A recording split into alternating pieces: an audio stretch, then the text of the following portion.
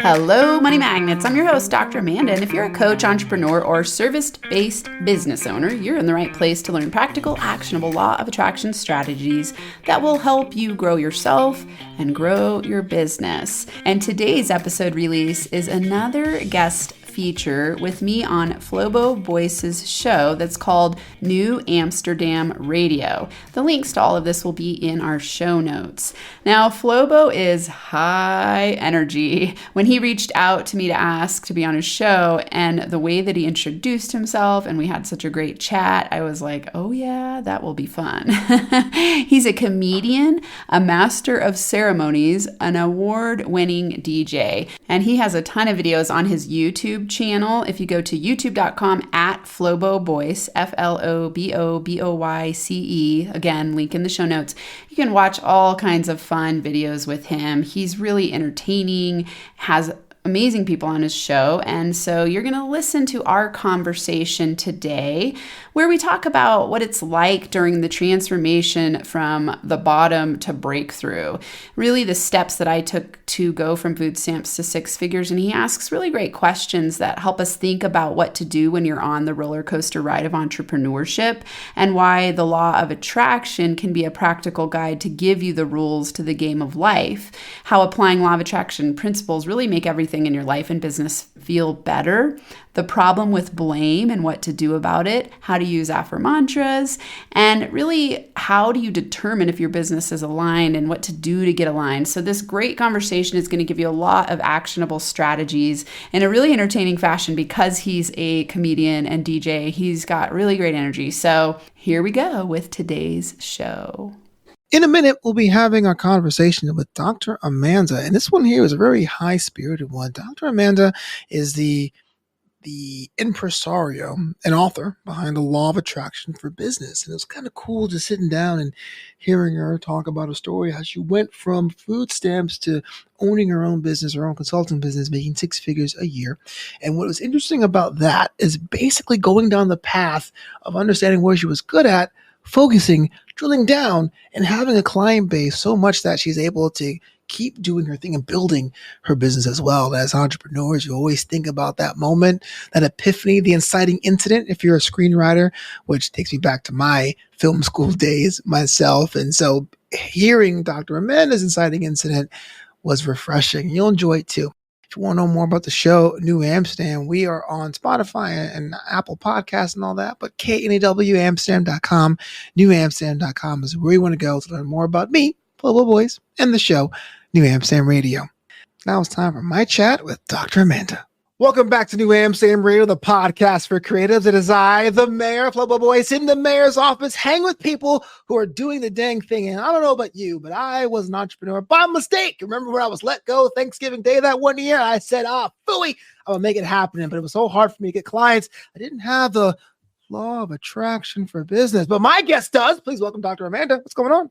Woohoo! I love your energy. I'm excited to be here. I'm so glad you're what's called a get when it comes to this, because I was following your profile and page and seeing that you were helping other businesses realize what they need to grow. That to me is like the Lord's work. So props.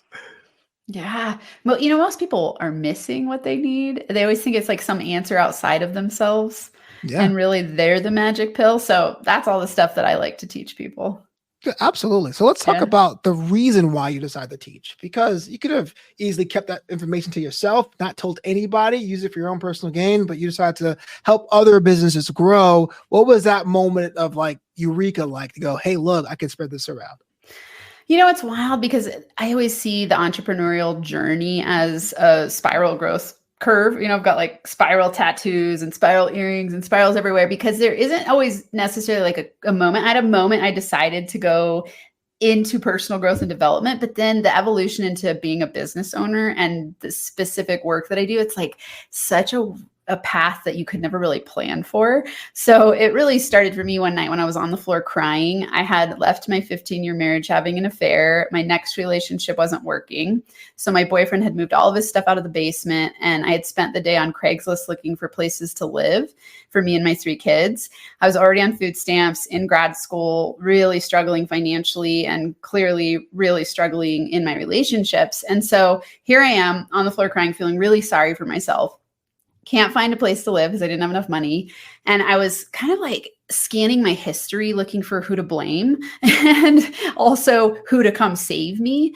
And there was no one. I was like, oh my God, I'm really in this by myself. I'm terrified. I'm scared. I don't know what to do. And I had this epiphany in that moment that, as I was scanning my history, I'm the center of everything that's happened. It was like, oh, in that scenario, here was me. In that scenario, here was me. And I went, oh my God, I need to change. I'm the person that needs to change. And it was such a beautiful moment because I just had this thought, like, I am willing to do whatever it takes to start having better relationships and make more money.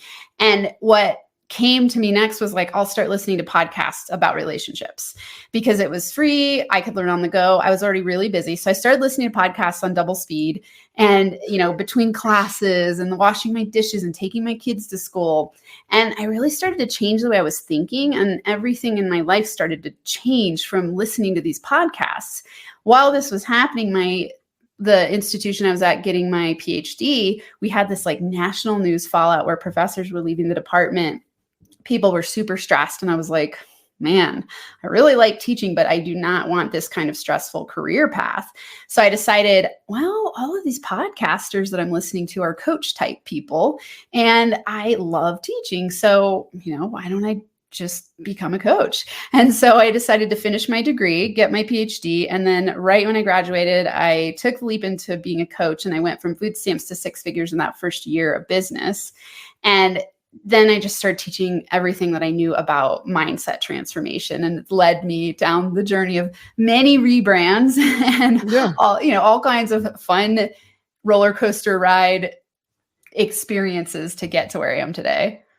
I got to jump in with question 1A then. That year when you decided to focus your energies after, I won't say being in a low, but being in an environment where you were using government assistance to get that first 6-figure salary, what was the months in between like? Because I know, and if it's a movie montage, we snap our fingers. We're like, I'm successful, y'all. But like that first check, that second check, like what was that building like? Such good. First getting the checks was amazing. It blew my mind, right? I was like, wait, people are paying me more to do a few hours of coaching than I'm making in an entire month of working so hard in grad school. It blew my mind. I was like, oh my God, this is incredible.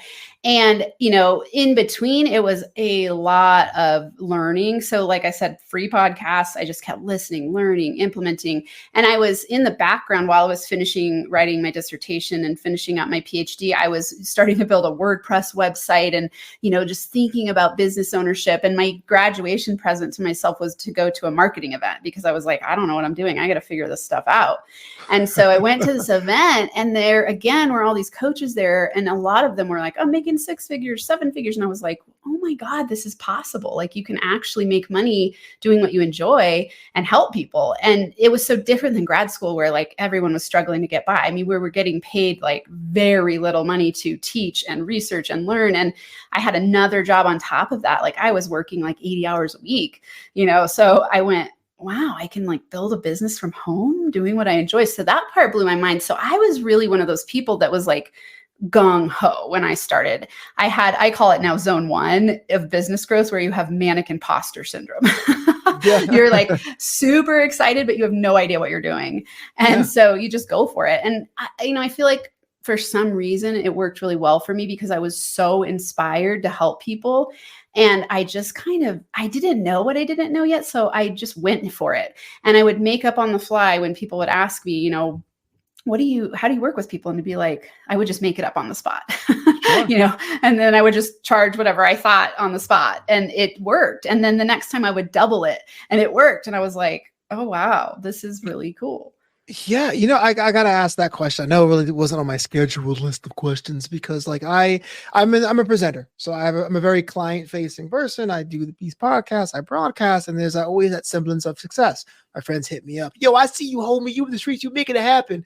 But there's times where I'm at the grocery store buying bunches of radishes because they're $1 a bunch. You know what I mean? To make ends meet. And it's always that balance of like, you got to look for the part that you want, but then you got to be real to yourself. And I wonder how you had to do that balancing act too. So thank you so much for your insight. That means a lot. That means the world, actually.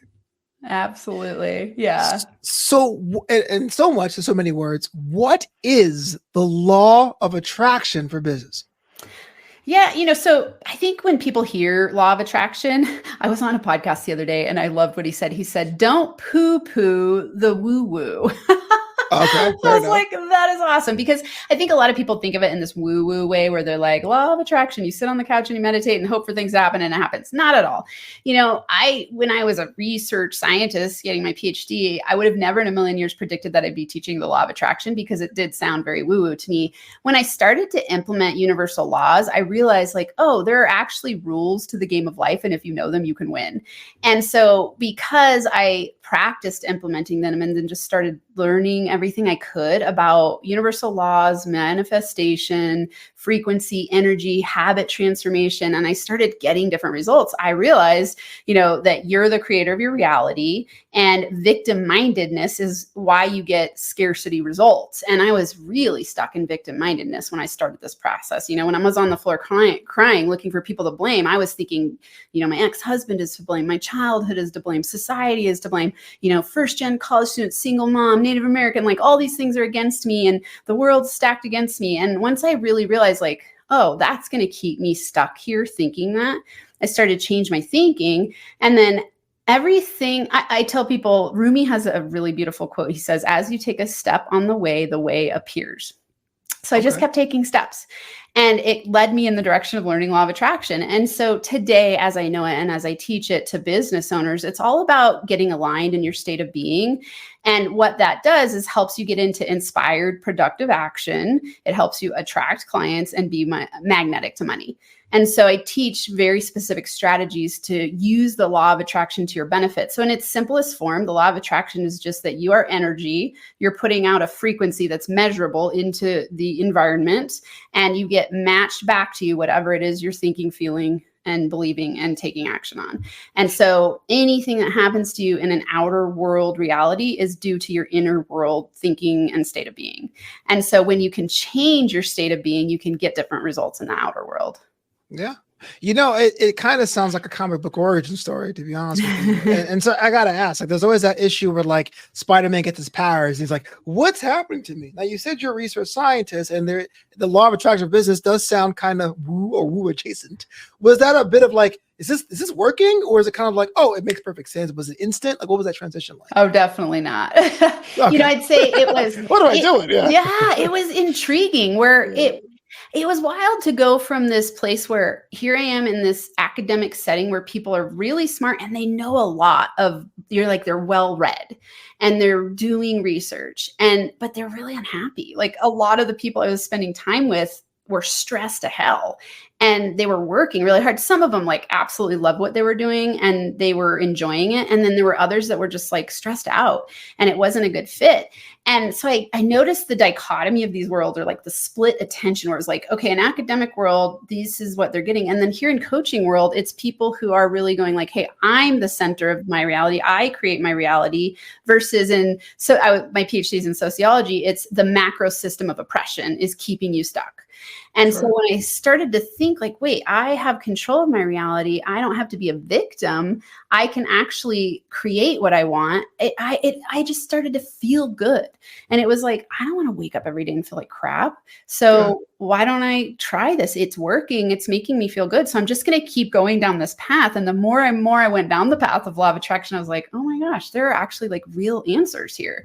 And it works. And, the people that I work with, it's wild because they'll come to me to help them build their business. At the end of it, they're like, oh my God, everything in my life is different. I feel better as a human, a parent, a friend.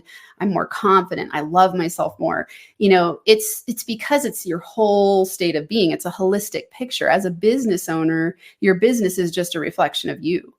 And Sure. so it's a spiritual journey to grow a business, I believe. It brings up all of your fears and doubts and imposter syndrome, and it will really reveal your shadow parts and your doubts. And so, I think of it that way, where I go, it's an evolutionary process. Ooh, shadow parts. Allow me to go into my Backstreet Boys impression, but tell me why people blame everything else. Why are we so hardwired to blame other things when things don't go our way? It's so much easier. Good night, everybody. See you next week. Right? I mean, if it's weird because in the long run, it's not easier, because if you keep blaming other people, you lose all your power. You have no power to change other people. So you just stay stuck forever in that place. But it is easier when you go, hey, you're to blame. You're the reason I'm getting this. COVID's the reason I'm getting this. You firing me is the reason I'm getting, those are all, you can easily blame other people. But when you do that, you're going to forever stay stuck, because now they're in control of your reality. And if you decide I'm going to be radically responsible for my outcomes, what that means is you've got to change yourself. So, I have in my book, like the opening quote is, your outer world's a reflection of your inner world. If you don't like what you're getting on the outside, change what's within. Yeah. And it's really wild to see that when you just start thinking different thoughts repetitively, and you start attracting different opportunities into your life, different people come into your life, different amounts of money, different just opportunities you can never plan for, because you've changed and now you don't see the world the same and your energy has changed. So you actually attract easier things into your life. I used to call it a shitstorm, where when you're a crap magnet and you're constantly complaining about your life and blaming other people, you attract a shitstorm, which would make sense, right? You are complaining, you're frustrated, you're in doubt, you're angry at the world, you're resentful. How could you attract anything good from that state of being? Yeah, don't let your shitstorm become a shit show. That is peak knowledge there. So talk to me about the content you have. I mean, people can book you directly. You do have the book available.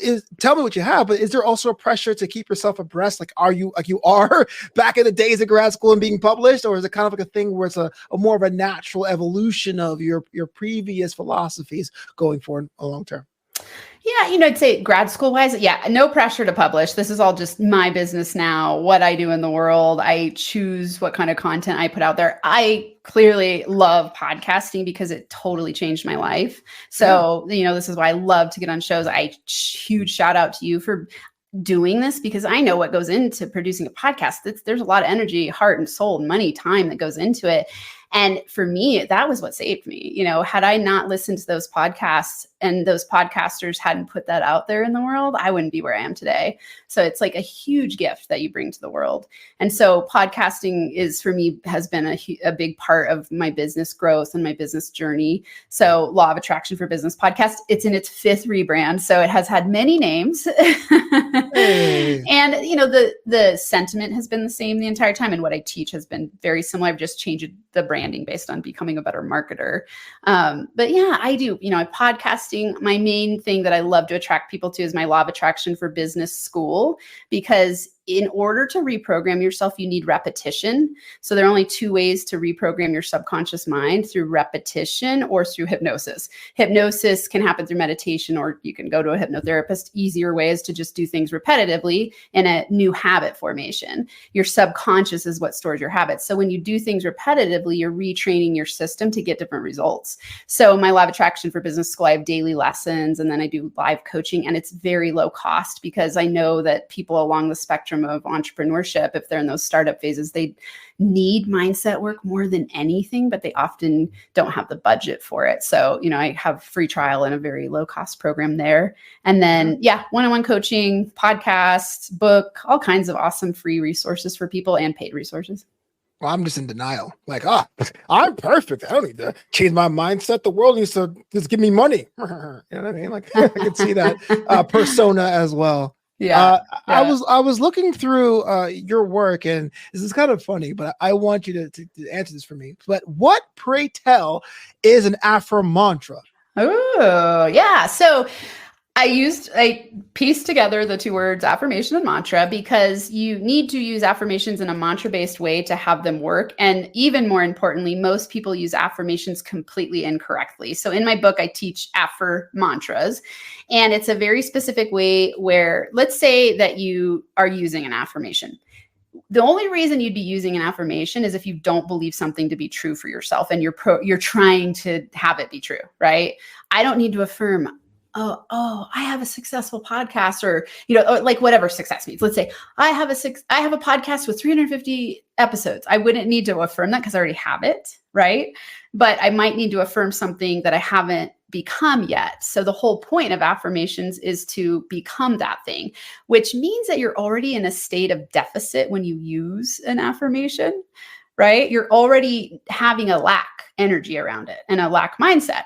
So if you say an affirmation to yourself that you don't actually believe to be true, you're creating resistance to the thing that you're affirming. And resistance is the number one reason you don't manifest. So I teach Affirmantras with starter statements where you say a statement that your subconscious mind is like 100% bought into, instead of going, you're full of crap, that's not true. So you would say something like, instead of saying like, I am a six-figure business owner, you would say, I am ready to become a six-figure business owner. So I am ready and willing to become a six-figure business owner is very different to your subconscious mind than saying I am, because if you want to be, but you're not, you don't believe it to be true. So affirmantras are a very systematic approach to using affirmations the right way so you can actually use them to reprogram your mindset to get what you want. So affirmantras, and you repeat them, repeat until it happens. And then you use the next one. I'm not sure if this question is proprietary, but like how many affirmantras do you think is a healthy range to have? That's a great question. I typically have people, so I teach one every single day in my Law of Attraction for Business school. So I give a new affirmantra every day, and I just tell people use the ones that resonate with you the most and create the ones for you that you're focused on right now. So because it takes repetition, it's a great question you're asking. You would want to choose one that is the one you're, let's say, working on or playing with the most right now. And you're like, oh, I'm ready for this next evolution of myself. So I'm going to use this one. I'm going to write it in the front of my journal or put it on the wallpaper screen of my phone. And I'm going to say that one. And every time I notice myself going into the negative, I'm going to look at that and I'm going to repeat it and repeat it and repeat it until I notice myself shift into that mindset. And then I'm going to go on with my day. And then when I notice again that I'm going down the spiral downward of the direction I don't want to go, I go back to my affirmantra and I say it and say it and say it, say it, change my energy. And then it's wild. I use this going from food stamps to six figures. I loved, I am a money magnet. Everything I touch turns to gold. So, I'd get up to the cash register at the grocery store and something would be on sale that I didn't know was on sale. And in my mind, I'd be like, I'm a money magnet. And then I'd find like 10 cents on the ground. I'd be like, I'm a money magnet. Or if a friend took me out to dinner and paid for it, I'd be like, I'm a money magnet. And so I just kept affirming. And I still do it to this day. Like I love to create like fun energy around money. And so you can say whatever is believable to you and just use it to raise your vibrational frequency toward what it is that you want to attract. Does it matter the volume? Does it have to be out loud? Can you whisper it? Can you keep it in your mind? All of the above. Yeah, all of the above. So you could just say it in your mind. You could say it out loud. You could add, I had a money magnet dance to mine. Oh, you got a dance? Yeah. Like Nene or something? I got a dance, So like when I get, let's say I close a deal with a client, I'll do a money magnet dance like around my office and like, really what you're doing is you're training your being, this is in money in particular, to like money, to attract money, to be appreciative of money. So like, here's why. A lot of people have a really negative block toward money. They don't think they do because they consciously say they want money, but then they feel subconscious blocks. So for an example, let's say they go, if, we were in a room of 1 million people right now, and I said, who wants to be financially free? 100% of people would raise their hand, right? Like no one doesn't want that. Exactly. But then if I said the same question to everyone in the room, said, who is? Very small percentage. Why is that? Consciously, they want it. Subconsciously, they have money blocks. And so, when we play with changing our relationship to money, you can increase your money magnetism.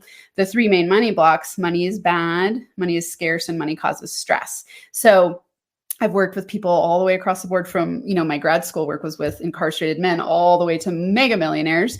And, across the board, a certain percentage will be like, I don't have any money blocks. I want money. I love money. And then we start digging in and it's like, oh, actually, I am afraid to be rich. Or, oh, I do believe that if I had a lot of money, people would think I'm a greedy jerk. Or, oh, money, more problems mentality. Or, so we start to dig in and it's like, whoa, I actually have a subconscious block to attracting money into my life. And so you want to start breaking those down so that you can do the money dance, enjoy money, have it flow into your life, have it, be easy come, easy grow. Right. Well, that's fascinating stuff. And I guess I got to ask on the other side of things that since you're dealing in the world of mindset and getting yourself acclimated to being more oriented on that wavelength, when is it an issue where you say I'm going too far? Is like beyond the scope of what I can do? When you escalate things to other professionals? When you say you can handle, like, how do you determine what something that's in your wheelhouse and something that's totally outside? Wow, that's a really interesting question. I would say when it's a specific skill set in terms of business growth where I'm not I'm not the expert for that particular thing. If someone comes to me for transformation of themselves because they want better results, that's human behavior. And every single one of us can use that. Yet, of course, I don't target every single person. I have very specific people I like to work with. What's interesting when you're working, this would go for anyone, you don't want to work with everybody. And if you think you do, then you're making your business growth really hard because you do work with a certain type of person the best. And you do have a certain skill set that works the best with people. So for me, it's people, I can identify it really quickly. Like, I don't really even attract people anymore when they come to me and they're really victim minded. I don't get that. People come to me because they're ready to change. And so it's one of those, I can't count how many people I've had tell me when the student is ready, the teacher will appear and they're like, you're my teacher. And, it's whatever it is that I put out there, somehow that's how that gets created. Because when people come to me, they're like, I heard what you said and I'm ready for that, And so, it's about being aligned and knowing who you are. So for myself, that's what I do. And for the, business owners who are listening to this, you want to get really clear about who is your ideal person to work with. Who, if you could clone this client that you worked with or this type of person, like how would you clone them and just pay attention to that? You can even do meditations where you just see yourself working with that person and just focus your energy on that and say no to the things that aren't aligned. Because when you say yes to the things that aren't, you're sending a mixed signal to the universe. It would be like going to the travel agency and saying, I want to go to Greece. And the travel agent starts typing it in. And then you're like, wait, no, Spain. And then they type it in. And then you're like, no, wait. And then they're like, I don't know how to help you. You're not clear.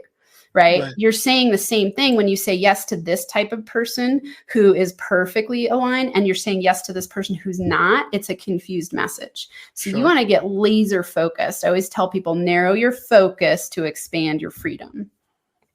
Just for funsies, does the client-facing version of Dr. Amanda differ from how you are off the clock at all?